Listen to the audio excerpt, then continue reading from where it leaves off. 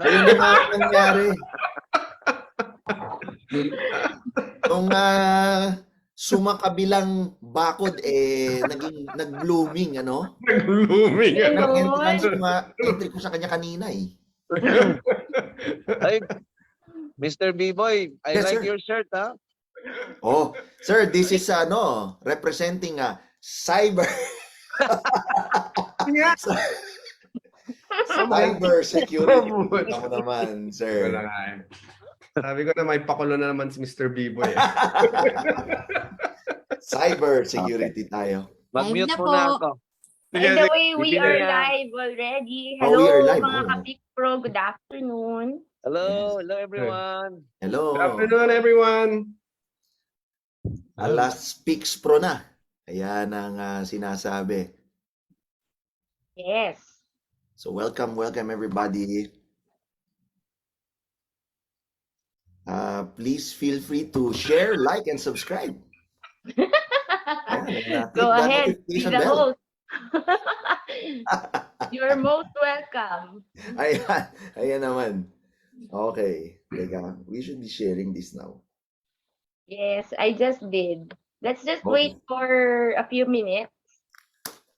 Of course. Anyway, we have here Mr. Dashing Debonair, VK. Oh, hello. I thought that was for Veronica. Hi, BK. That's a big name. I can't Hey, read it. As usual, the world is so small, you know. Yeah, really good to be part of this community call today. And yeah, let's have a nice interactive Friday evening before we call it off. Let's do Okay. that. Great. Indeed. Good to see you, BK. Now I know you're. Yeah, good to see you as well, sir. Yeah. But when was the last time you were here in Manila? Pre-COVID, I haven't made a travel yet, but I should be Oh, in okay. soon. So Okay. hopefully Perfect. later Great. in September, perhaps. Yeah, Mhm. I'll give you a call, sir. On that. Okay.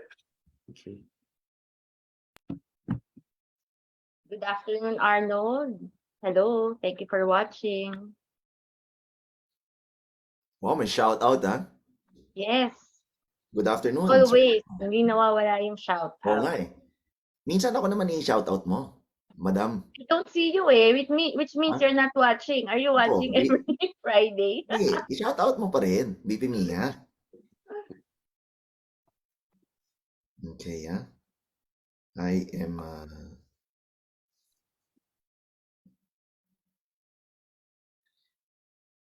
We miss you, Vice Chair.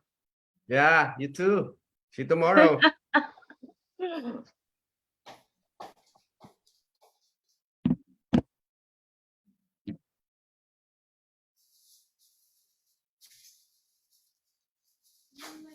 By the way, VP Alex will not be able to join us because he has an ongoing event. And CBC, no? oh yeah, always speaker from Oo nga. from all events. Oo nga, I'm seeing him everywhere na. Wow. Yes, Very, very good. Spreading the love. yes. Pero maganda yung topic natin ngayon, di ba? BP Mia. Yes, Mr. Chair.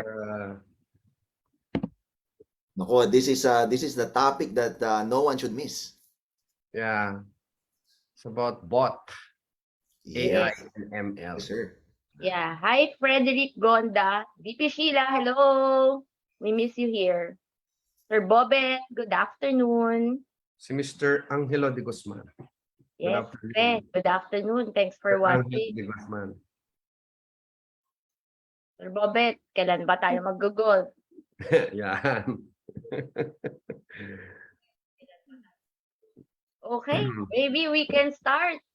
Mr. Chair is actually with us, although his signal is weak. That's why maybe later once if he can, he will be able to join us on video as well. So good afternoon, everyone. You know, I'm happy because I miss the two people, our guests, actually three, because we also miss Vice Chair Oka. No, we haven't seen him for a while. He's also very busy. defending the Philippines, making the Philippines a better and safer world for all of us. But today, we have a very interesting topic once again, and it's all about identifying and mitigating bot traffic with AI and ML. Care of F5, of course. And as most of you know, when we say about bot traffic, it can either be good or bad, right? I know we have a lot of cybersecurity experts watching us right now, but for those wondering know what AI and ML stands for, it actually stands for artificial intelligence and machine learning. But we will talk more about that later, no? But come to think of it today, automated traffic is already a central part of digital business and revenue generation. And that is why, through cross-industry case studies, let us understand today, and VK will help us understand, one, how application abuse can be mitigated by identifying automated attack vectors, and number two, how they can support your digital business initiatives better. And as a plus, I believe VK will also speak about or share some use cases from financial sector and e-commerce. So let us introduce our speaker. I've known him for 5 years, maybe vice chair for a long time, but how 10 many years years. vice chair? Yeah. So we have today the regional head of security and fraud for ASEAN and India at F5. We have, let's just call him VK. He's known in the industry as VK. And he is part of F5's security and distributed cloud team, leading growth and client acquisition. He is advising customers on creating secure digital experiences by resolving challenges arising due to automation, namely account takeover, competitive API abuse, scraping, and social engineering. He has worked closely with gaming, fintech, e-commerce, and banking customers in APCJ. And his focus is driving better ROI for digital deployments and improving customer experience and security. So welcome to PixPro Kwentuhang Cybersecurity, VK. But before that, let me also, before I forget, introduce the very handsome country manager of Wow. F5. He's joining us also today. Say hello first before Hello, we hello. Nung sinabi mong handsome, I thought you're gonna say Mr. Oscar Bisaya eh. Sabi Ano ko na na yun? nga. Alam na yon, alam na. Alam na. Oh. So magandang hapon mga ka-Pigs Pro. I am wearing one of my favorite shirts today dahil cyber security yung ating pag-uusapan. No, but we are very privileged to be part of this group first and foremost. So thank you, Mr. Chair, and of course all the VPs and board of directors of Pigs Pro. And of course, all the members. So good afternoon, everybody. I hope you're having a blast. It's medyo madilim dito sa aming lugar, kung nasaan. So I hope everybody's well and safe. Now, I just wanted to share, I think the topic really is relevant. And we brought in VK, who is very, very into all of this.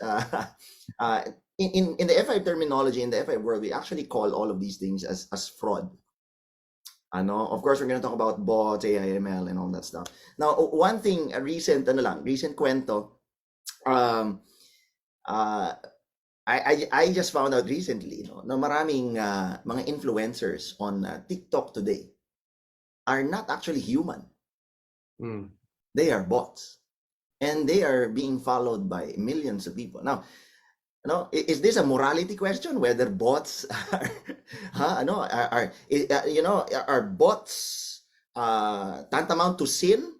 I think that's not the topic of discussion for today, because our interaction with our banks, for example, our telcos, they usually have bots there naman. And I truly believe that bots, when they were created, was meant for good. And of course, somewhere along the way, people use technology for other things, But having said that, we as technology providers are aware of such. And the beauty about this is that now we are able to detect them, number one, and then of course mitigate if need be. So without much further ado, I guess I return over the floor to VP Mia. Yes, over to you, VK. All right. Are you able to share? Can you please check? Yes, absolutely. Thank you, Mia, for that introduction, and then thank you, Sir Biboy, Sir Roca, and the team here for having me on the call. I'm really privileged to be speaking with you all today. And yeah, I think we have had a very good context of what I'll be speaking about. So I'll dive straight into the topic and then look at sharing with you some of the examples really from the field. I mean, what I thought in this community call would be helpful was for us to understand through industry examples of what we mean by automation and fraud, and what kind of examples are we seeing today, the kind of problems that we are facing today, whereas cybersecurity practitioners, we could better assist business, better assist our application owners, and securing not only our brand and reputation, but also giving better customer experiences. So let's just set the context. I mean, what we have been doing very well, and then what is essentially a matter of compliance and hygiene, is to make sure that everyone has an application firewall. Irrespective of where your application is hosted, you want to make sure that your application is secure against all kinds of threat vectors that we know of, be it a DDoS, be it any kind of OWASP vulnerability, or any kind of a security misconfiguration, right? So this is bread and butter. This is what we believe you already have. Though it may not be configured right, or we may still be fine-tuning, but an application firewall is where we start. But what we are seeing a lot more, and especially accelerated over the last couple of years, is how applications are being abused. So application is doing exactly what it's designed to do. It is helping you to sign up as a user, or it is helping you to get a promotion offer to place an order for an e-commerce transaction. But that particular functionality, which was designed for good users, is actually getting abused in a variety of different ways. And in some examples of them are a lot of scraping by competitors. We see that, for example, in the travel industry, airline rates being scraped and aggregated. We see similar behavior in banks done by fintech, and also in terms of account takeover and promotion abuse.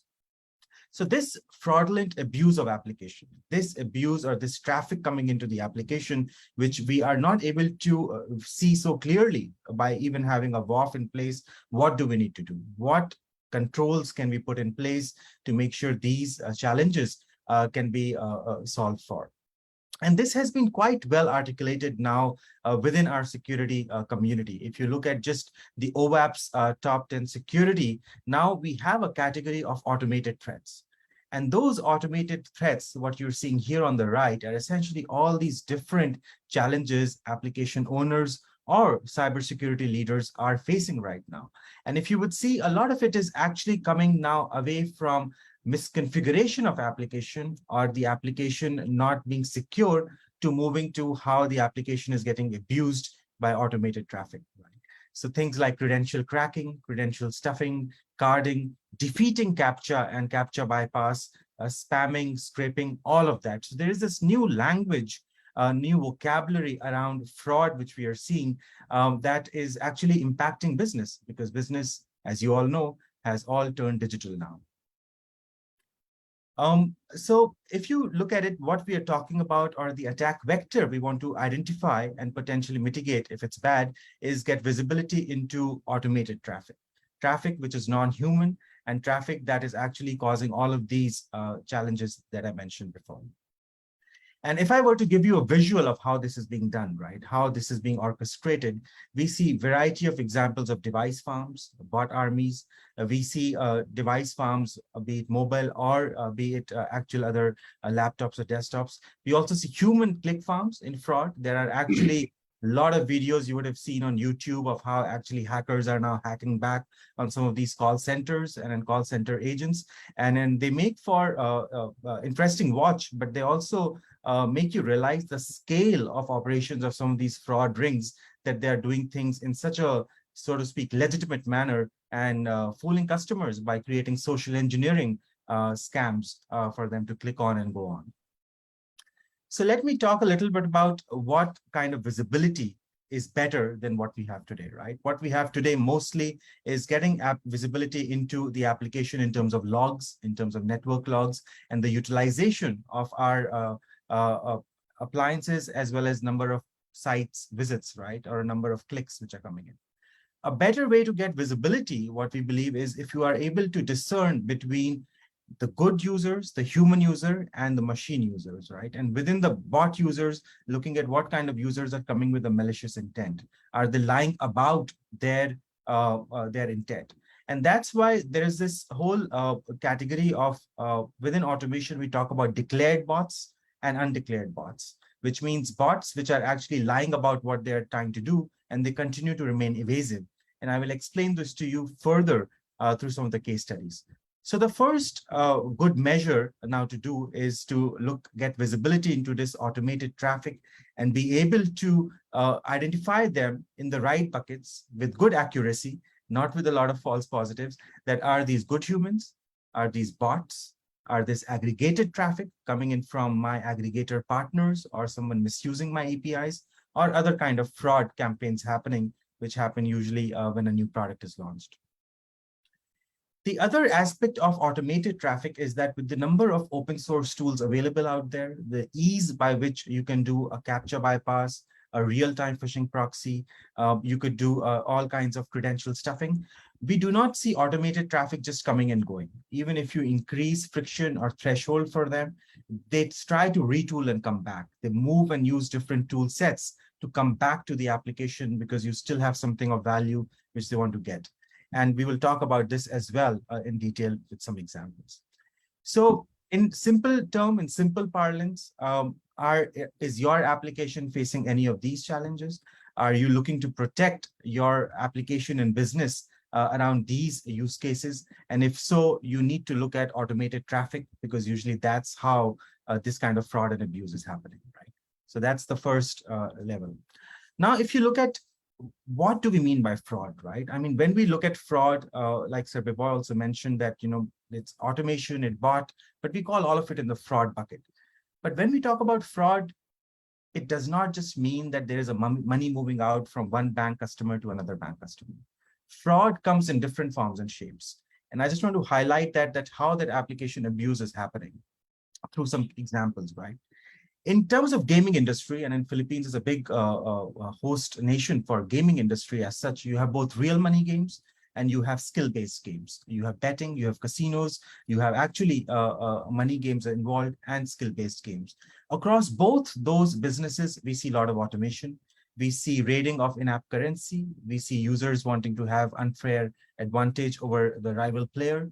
Or even actually gaming the system by putting in too many fake requests in a multiplayer game or on a betting site and skewing the output or skewing the kind of betting odds that are available on the particular site.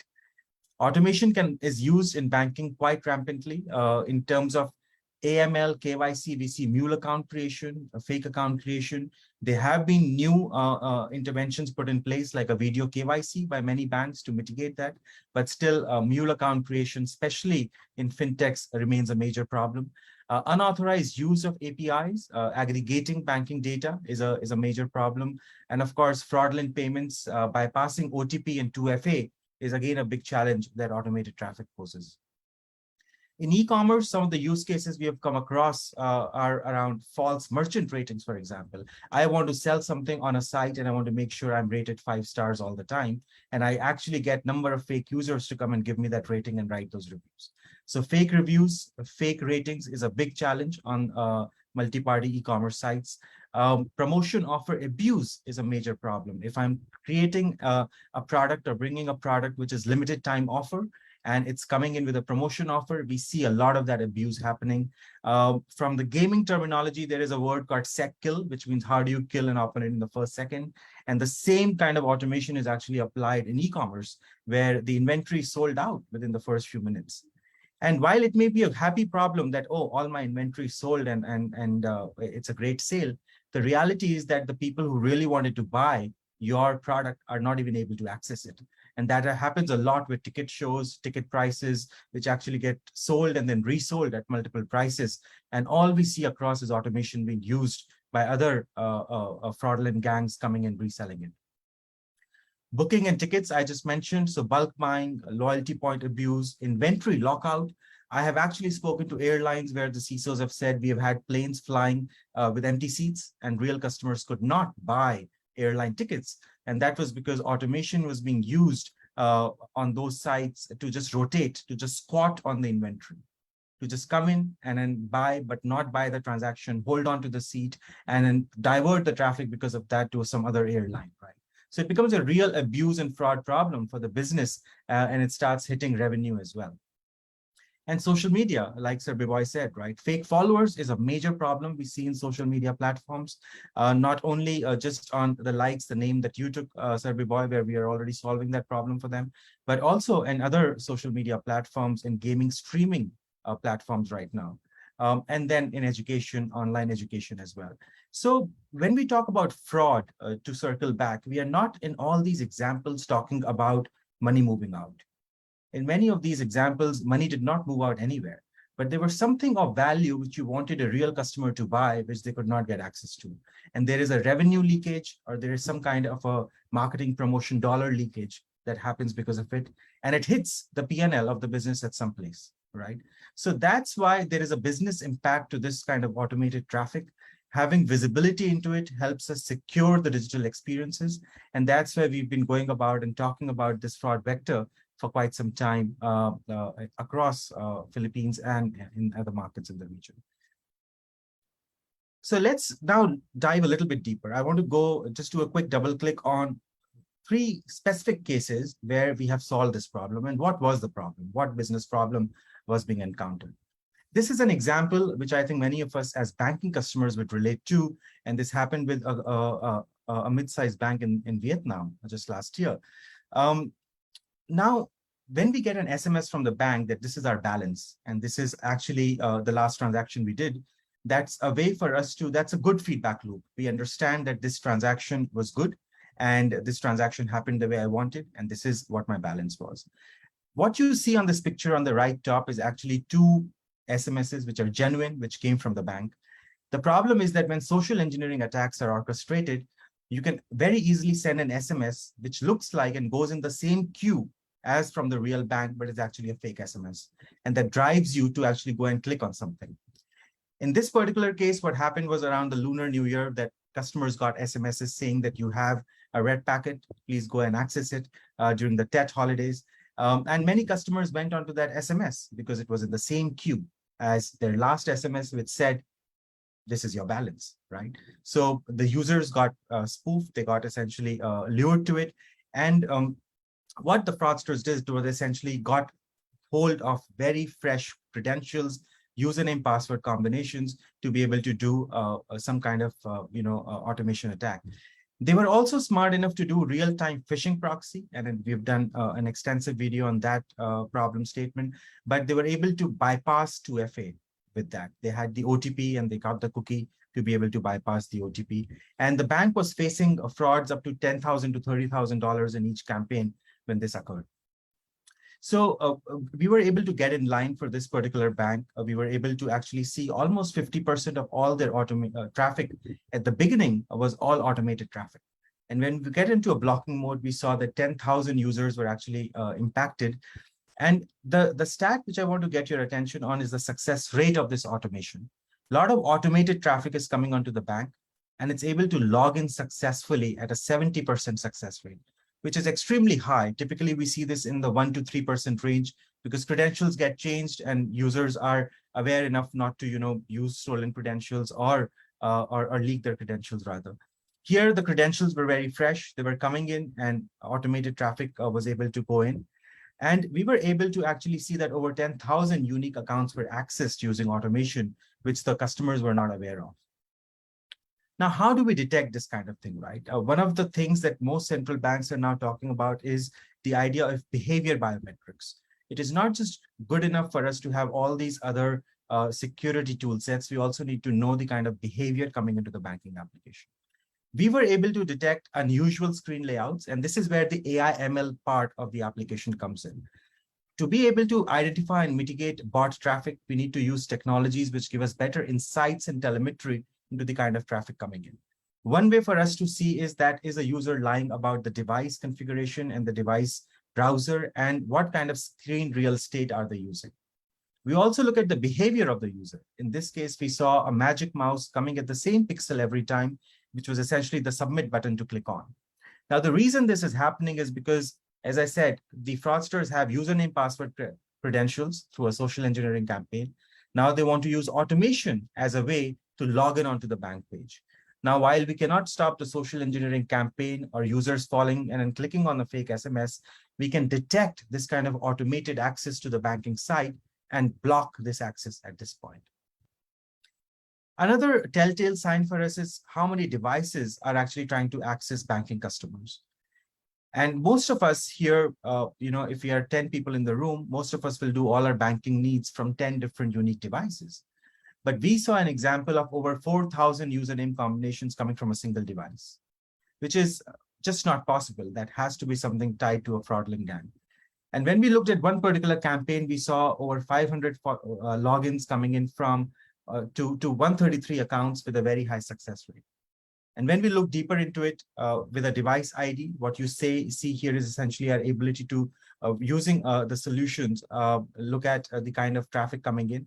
We were able to identify the ASNs and IPs this was coming from, and all of this was coming in from outside of Vietnam. So this is one example of how automated traffic is now increasingly being used by fraudster rings to go after banks, which may not be sufficiently protected or may not have sufficient visibility into automated traffic coming in. And to give this kind of insight through us as security practitioners or the fraud team becomes very valuable then as a next layer of defense when this kind of campaigns happen. So this was just one example on the banking side. I hope we still have a few more minutes, Mia. Yeah, okay, great. I'll continue then. So on e-commerce, right now, I picked one example, which is actually very close to people who really like shoes, right? If you are a sneakerhead, if you really like good shoes, then you want to have the latest shoe of the brand that you really prefer, right? And that's what we see. I do not find that the two industries I keep saying drive a kind of loyalty are essentially gaming and shoes.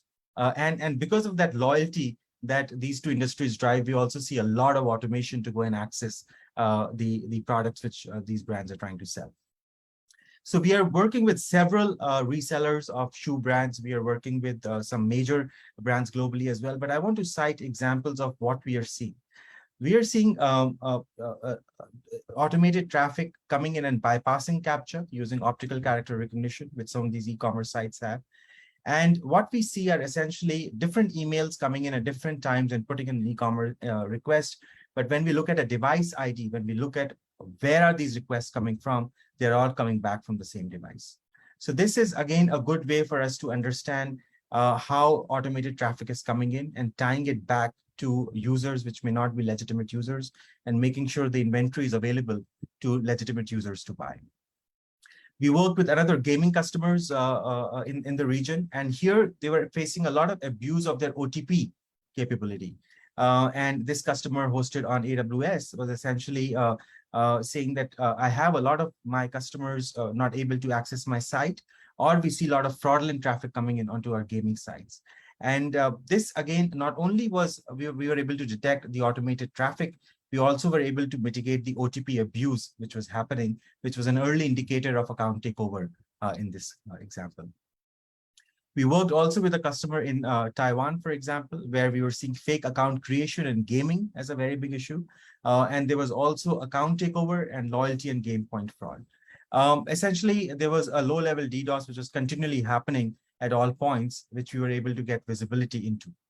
And this is where the AI/ML aspect comes in. Most of our current deployments in place require some kind of period of listening and fine-tuning, and then implementing and getting into blocking mode. The AI/ML fraud traffic which comes in doesn't wait for all of that. It keeps trying in, it keeps trying again, and that's why you need to detect through other signals, other means than just rate limitings and throttling. You need to have other telemetry signals to assign a value to this traffic, say that this is non-human traffic, and then take an action, a remediation action. And that's why we want to have more and more security practitioners aware about these tools and the threat vectors out there. I'll just talk briefly about the last case study because I think this is again quite interesting. This is of a media business, a media company here in Singapore, which has a lot of its good business content behind a paywall, which means if you really want to read my good journalism, you will need to pay and be a subscriber. And they were seeing a lot of scraping of this paid content, this paid news, which was actually putting all this content onto other sites. Again, we see a lot of automated traffic, which was coming in.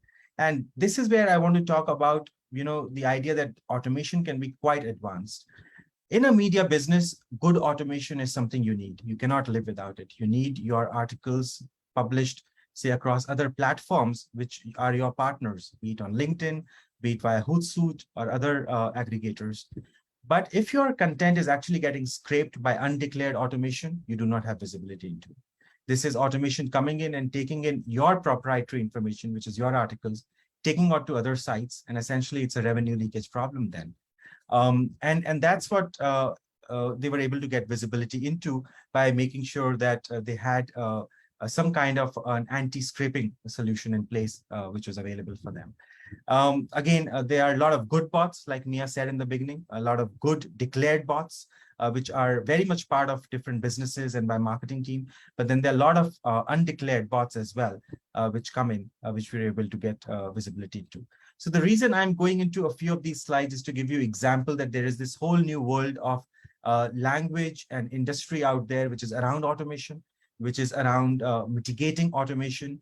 And I think this is here, which will be continuing to stay for quite some time as we see more and more utilization of AI and ML, both in our applications and on the fraudster side. So again, you see a lot of commercial crawlers, a lot of feed fetchers, monitoring bots, etc., which are all good bots. There is this whole industry of good bots, but you need to also have visibility into the bad bots coming in and mitigating them. And this was one of the examples, right, of how the media company was able to get visibility into scraping campaigns which were happening and actually then mitigate and block that in time. So the question is, it's good to have visibility into it. It's good to understand it. But what can we do as practitioners?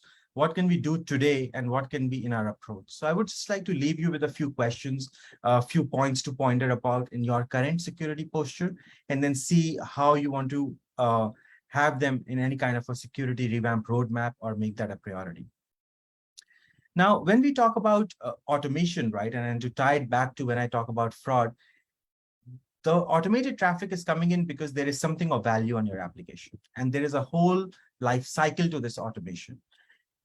We see basic automation tools like Sentry MBA, curl, etc. being used. And some of our existing tools already have actually maybe a visibility or capability to detect and mitigate it if we fine tune them right. Most of the solutions also look at imitation of browser. We look at, is there a JavaScript being executed, because that's how automation can come in. We look at Phantom JS, headless Chrome, etc. to talk about some technical parlance.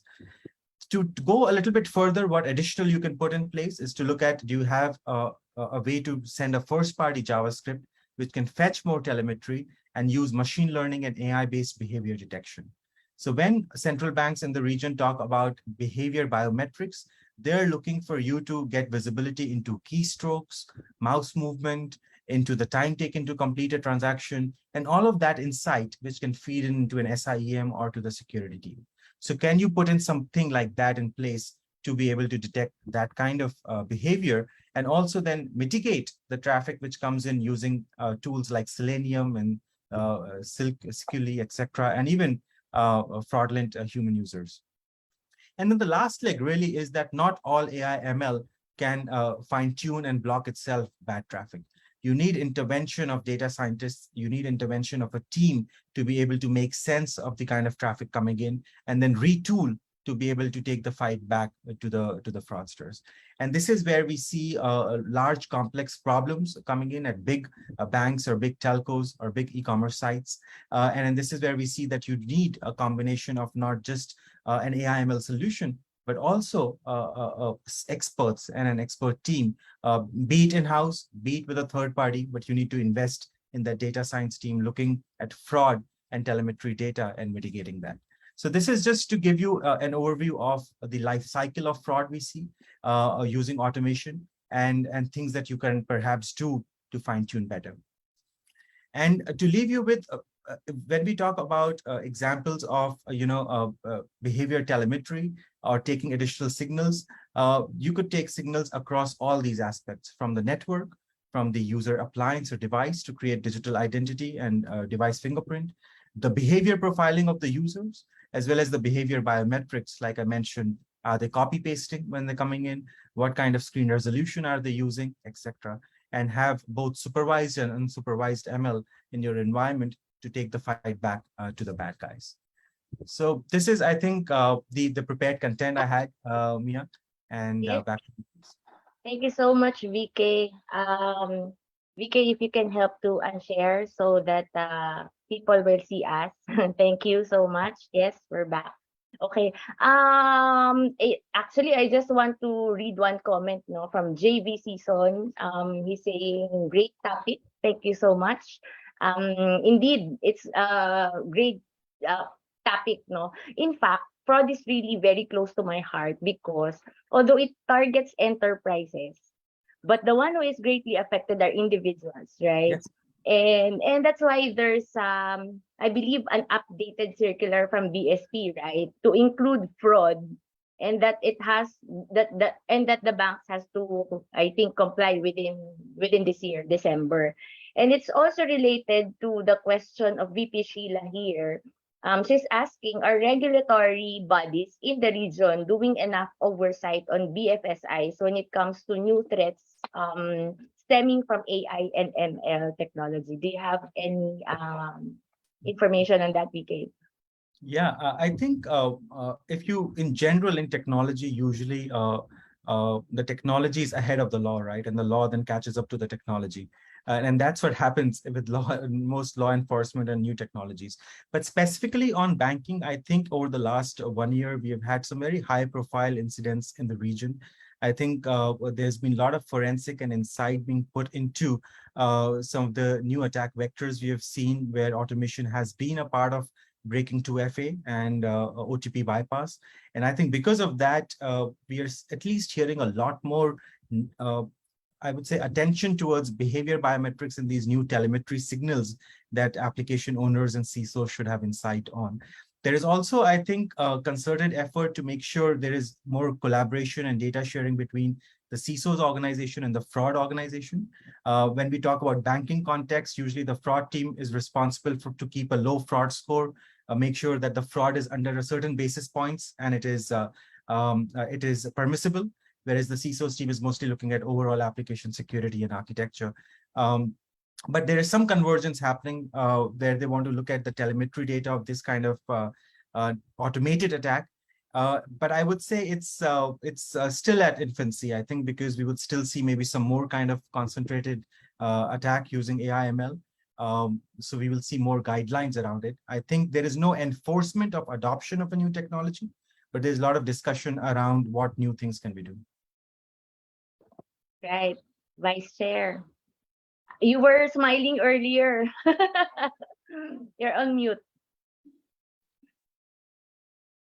You're on mute, Vice Chair.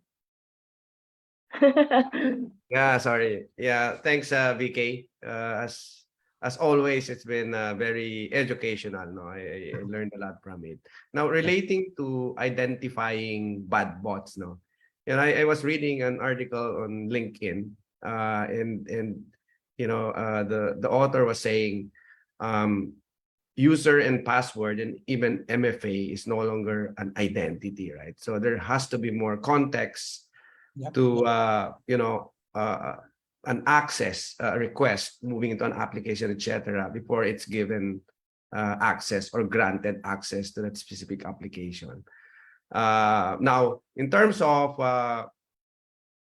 connecting the dots and how to have a better identity management, you know, ML is essentially good, right? But the efficacy of ML and AI, and at the same time avoiding cost at issue, right? Because when you automate the mitigation of all of this, you know, sometimes it translates to some customer dissatisfaction. So how do you comment on that?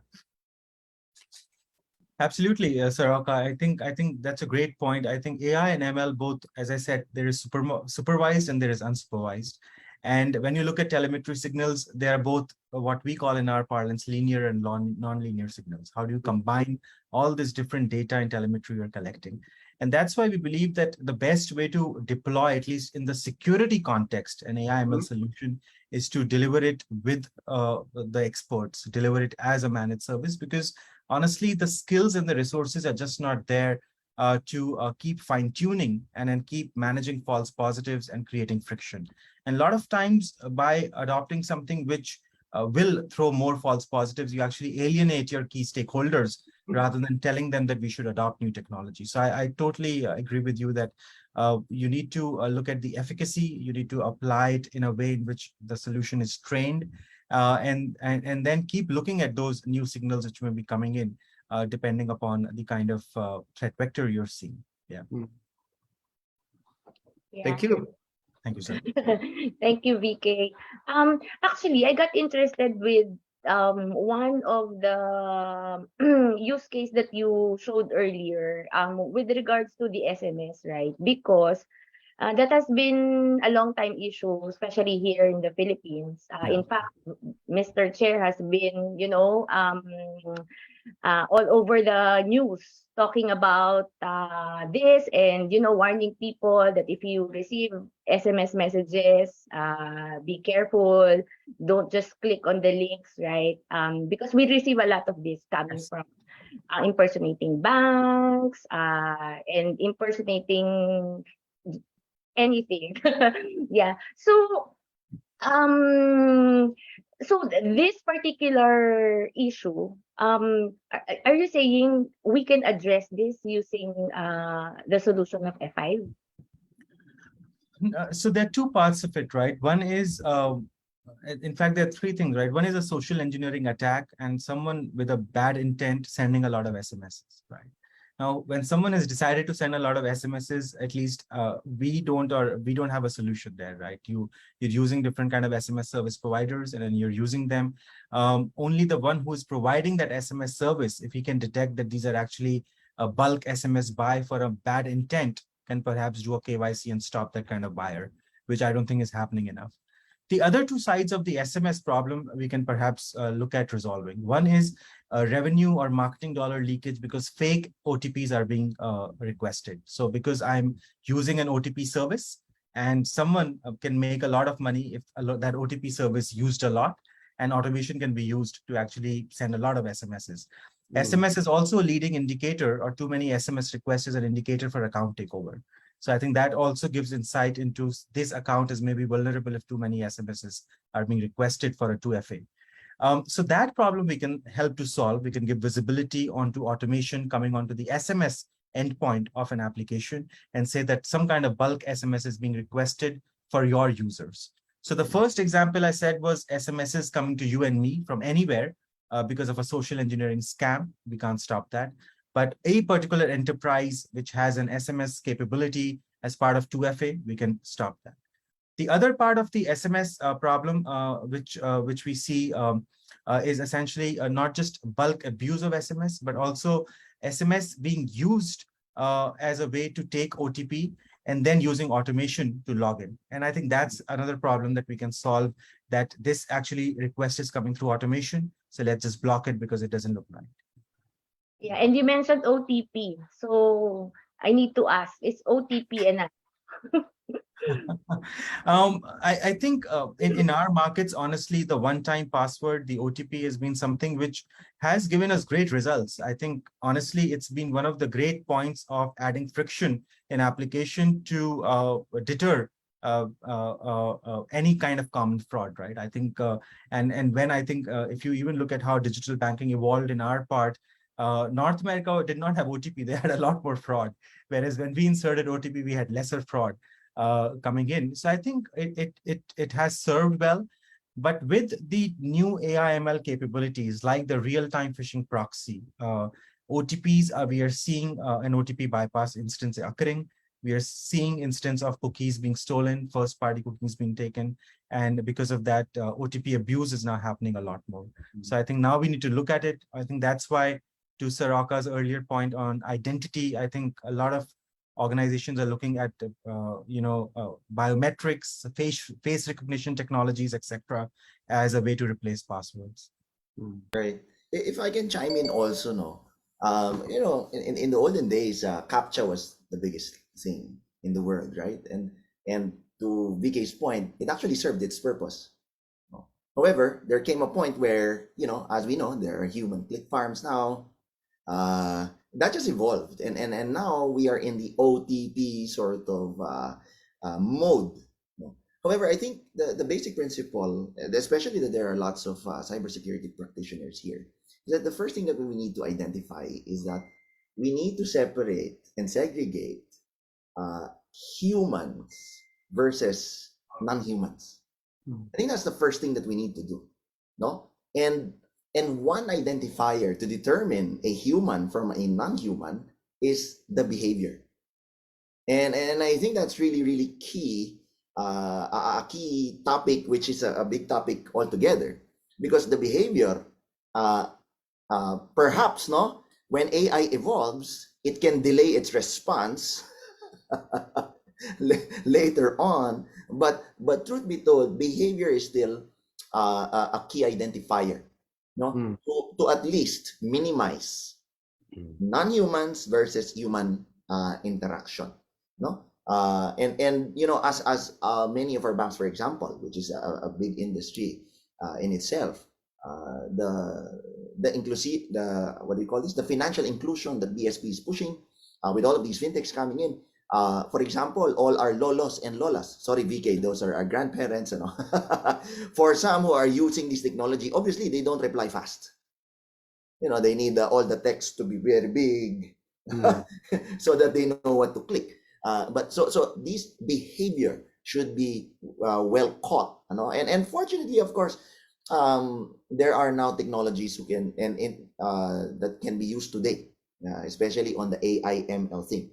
It's not perfect still, because we believe security is not an island, so it will really take lots of hands and join together so that we can try to minimize all of these fraudulent activities. Yes, that's actually very true. Sabi nga, B-Boy, log in with your smile. Log in with your Log in smile. with smile. I love it. Depende what you're logging into, sir. If it's a payment, logging in for payment stuff, it depends how big the smile can be.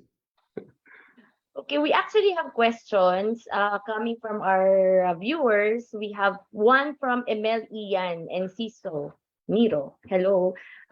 Question is, could good bots be used for potential fraud? Also, could good bots be overwhelmed by bad bots, or the other way around? Good bots mitigating bad bots upfront via AI and ML? Very good question. War of the Worlds, yeah. A great question, absolutely. So I'll take the first part. One is, can good bots have a bad intent too, right? Can they actually be used in a way which they're not designed to use? So the answer is yes. I think good bots can be used in other ways as well. An example of that would be, for example, fintech aggregators, right? I mean, you open your APIs, you have an open API or an open banking ecosystem as you evolve towards, like many other countries. And in that open banking ecosystem, you ideally want automation to come in through the front door. You want this to be declared bots. You want fintech partners to come in and actually come in and aggregate data if they need to be.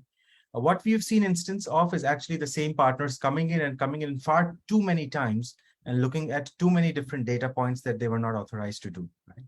So that's an intent of how the scope of a good bot has been increased to actually make it a competitive bot, because they want to improve their own services by looking at the data of your customers and maybe give that customer a better loan offer or a better deposit rate offer, and then take that customer away, right? So that's one example of how we are seeing the scope of automation which looked like a harmless, good automation being used for something which is competitive. And the other question, can good bots be overwhelmed by bad bots? So the way we look at the current sort of this fraud dynamic, it's not that at least in our solution set that we are putting a bunch of good bots to look after the bad bots and fight them. The current solution is to identify and mitigate bad bots by knowing their behavior, by understanding, are they coming through a headless browser? Are they actually coming in and clicking just on that particular pixel because they're using automation? Are they taking very little time to complete a transaction because they're doing copy paste, all of that kind of thing. So that behavior telemetry, yes. So if your question, if I turn it around, can that behavior telemetry be used against the solution, or can then be overwhelmed? Perhaps, yes. I think nothing is sort of off the table. I haven't seen examples, but yes, when we look at automation coming in, we see automation trying to mimic as closely the human behavior. And one of the things they do is actually reduce the volume that they're coming in with. If they're detected at a certain volume and a threshold, they start to go down. They increase the time span to complete a transaction and start mimicking the human behavior as much as possible. And that's when you need the human intervention to determine that this actually still is a fraudulent transaction, and we need to put some additional defenses to mitigate this kind of new threat vector. Yes, very true. We have a comment from a good friend, no, Albert Remo. He said, two key skills we lack now in the digital workforce, cyber security engineers and data scientists. Agree that we need both to be able to manage such security solution effectively and efficiently. He said that this is a very informative topic indeed. And then from VP Sheila, this is a comment as well. The balance of security and user experience is indeed for a seamless and secure banking transaction. Very true, right? That's why equally important, as you mentioned earlier, is to provide, lesser friction to customers, right, VK? Yes, absolutely. Great comments. I Yeah. totally agree. No, we all use something online, and for many of us, especially the ones in this call, no, who has joined us and will be watching us in the future, many of us are actually legit users of these applications, and we get bogged down by all of these friction. And indeed, I guess that's the that's just part of our security journey, where friction is involved and part of it, to mitigate. However, striking the balance. VK, do you have a comment on? Is there a formula for this called balance? It's interesting that the user experience versus security. I think that comment we've been heard. As practitioners, at least I've been hearing for at least a decade now, because whatever security solution we go with, there is always that trade-off which we try and make. A few years back, there was a paper from IDC which was talking about passwordless banking, and I think we are still a little far away from that. We thought that behavior biometrics could solve that. OTPs, anyways, are getting sort of a little abused. But one area which we have looked at least for low value transactions, right? If Biboy is only trying to check his balance and not make a transaction, then can we give Sir Biboy a passwordless experience? Or can we give you a way to look at that page for a period of 20 or 30 days? Because we know you're coming from the same device, it's your behavior, we have a lot of telemetry signal, and you can do non-financial banking needs by accessing on your device. And I think that is something we can start to look at to make our new banking customers comfortable. I think it's also a generational thing. I think for many of us who are very comfortable with OTP, they actually see OTP as a sign of security. They don't see it as friction anymore. They see that if the OTP is coming, which means that, okay, my transaction is right. And if you suddenly take that one-time password away or 2FA away, they may not feel as comfortable with the security of the bank. So I think it will have to be done in a phased manner, but there are some means by which we give longer session times to users from the same device and take away some of the friction which right now is in banking. Right. I have a personal experience on this OTP thing. I was trying to get access to a new application. And then I was signing up, and then it was supposed to send me an OTP, no? An OTP that never came. It was bonkers. I, I tried 2-3 times, no OTP came. So obviously I could not use that application, and I said, okay, forget it.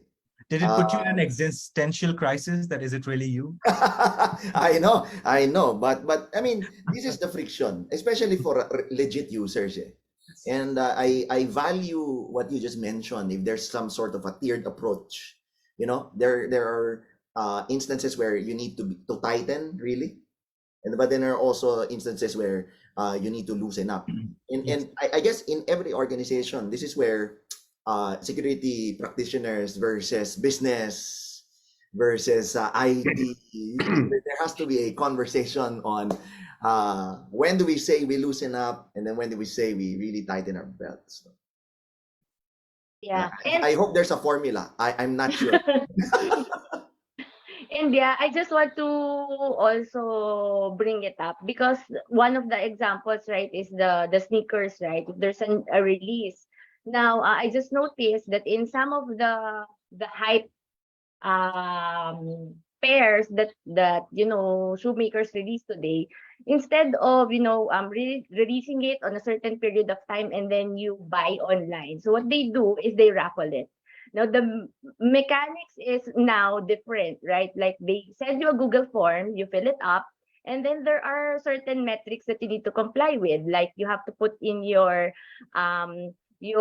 Facebook link. Yes. You have to like the whatever it is, whether it's Nike or Adidas, right? And then your Instagram page also has to be there. So I guess they know that there are bad bots. That's why they are changing the mechanics to how people can avail of these sneakers. Absolutely, Mia. In fact, I'll take it one step ahead. There is someone, a shoe reseller, which is only reselling branded shoes at great prices, limited edition. And they went one step ahead from the raffles. They actually said you can purchase this the shoe you want online, but please come to our store to pick the shoes so that we can see it's really you who's buying the shoe. Yeah, that's true. I did that. I won in the raffle. I had to fall in line and claim and pay in the store. Absolutely. That's exactly a bot problem because there are too many people coming in and buying in through automation, and then fraudsters or resellers are actually claiming all that inventory and selling it at 2x or 3x the price. And then that's why they really want to have you as a passionate customer to come in and buy that because they want to keep you as part of that community of shoe lovers and shoe buyers. However, in Mia's case, she is a legit human user and a sneakerhead, no? So meaning she's like a bot already, but it's legit. I wish. Yeah, only to buy that many shoes she would want. Exactly. Kidding. Yes. Actually, we have a lot, and it's the first time I've seen a lot of comments Questions and from comments. comments and questions for a very long time. No, we have one from Alachika. He said that bot is a big problem in cyber world. Even Twitter said they are having a hard time identifying bots versus legit. Elon Musk backed out of the deal because of the Twitter bot. Absolutely. And just to comment, Sir Al, no? Sorry, I saw your name as AI. No, but this is really true, no? That big of a deal, the deal of the year, unfortunately did not fall into place because of this issue. Yeah. Right. And if I can add to that, imagine yourself, you are the IT head of a company or a security head, and then you are running a software-defined data center. Whether you're running it on-prem or you're running it in the cloud. Let's just say you're very futuristic, you're into the cloud. Excuse my term, not really futuristic. What I mean to say is that you have applications in the cloud now. So for example, so many requests are coming in to your application. Oh, you're so happy, you report this to your brand team, etc. Only to find out it's bots. And then you ended up seeing your bill to be so huge because automatically resources were spun up because there were more traffic, only to find out they're not legit traffic. So all of these hassles. Absolutely. Sorry, VK?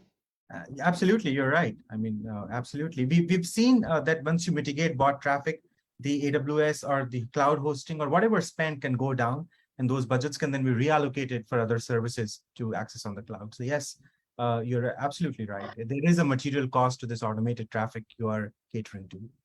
Right. Yeah. And then maybe just we cannot go through all of the comments and questions, but there's one here from Darwin. His comment is the topic is very informative, coming from the government sector, where the new administration is leaning towards streamlining and digitization of transactions. Very much agree. I think this is something that government should consider. Yeah, That's great. +1 on that. Yes. Yeah. Yeah, and yes. Sorry. Yeah, because the government was mentioned, ano? One Biboy is on fire. Come on. I know, I know. sorry. No, because on the government side, one thing perhaps, we have Mr. Chair and all the VPs of Pix Pro. I think what you're doing here is really, really important. When I say the importance and relevance is that you are informing people. No? Perhaps majority of the viewers are cybersecurity, but perhaps there are students here. Perhaps there are Filipinos that are not in IT, but they get to learn all of these things. If only, for example, we get to have a handshake with the government. For example, all of these influencers and bloggers, there should be an insert on cybersecurity advertisements, so to speak. Because lots of our kids are watching on many influencers. No, for example, local content. Mr. Press is also watching us in Facebook. Right. I know. So if we get a handshake or influence at least, our government agencies to promote such, for example, the likes of, the ABS-CBN, GMA, if you can show them on TV, show them on their own channels, how to protect themselves for cyber attacks.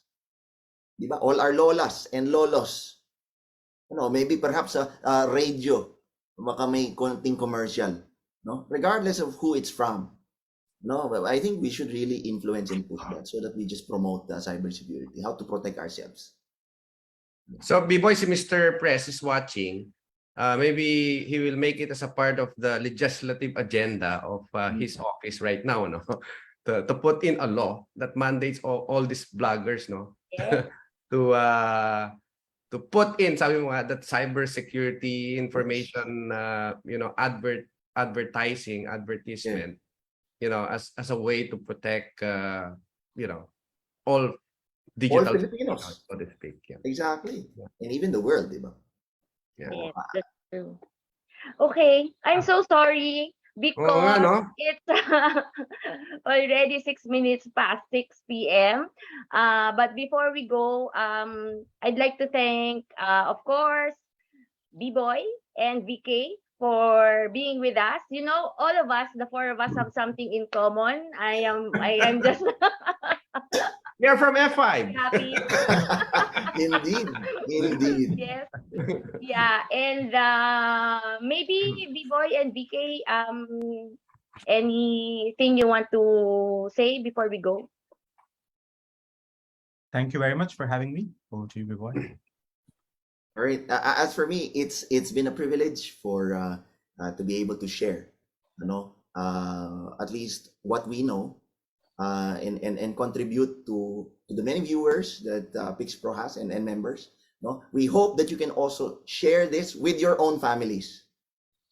No, Uh, Something that we're trying to adhere in F5 now is that we want to be a force for our families and loved ones. That security is not just an enterprise thing, a corporate thing, but rather security should be personal. We should protect our children, protect our lolas, protect ourselves, our wives, especially those in e-commerce every day. We should protect humans from all of these fraudulent activities. So thank you very much. 100%. And just last one, Vice Chair, before we go, I just want to greet belated happy birthday to our president of NCR, President, belated happy birthday. And also, of course, one of our, members who always watch us, Seven Hosting, belated happy birthday also. And thank you for watching. Vice Chair, Mr. Chair is not here, so our farewell tagline, you should deliver. Ikaw na. Bago lang just three security principles siguro, just a parting words, no, when it comes to all this topic, no. So I think number one is the least privileged access, no, whether good bot, bad bot, etc. And then we continue to trust, to verify trust that is given to any transaction along the way. And we continue to inspect security along the way. So three security principles that will help us manage all of these issues and protect our lives and our companies, in a better cybersecurity posture. And our love. Ikaw na. Yes. Okay, so it's Friday once again, and thank you so much for joining us in behalf of our beloved Mr. Chair.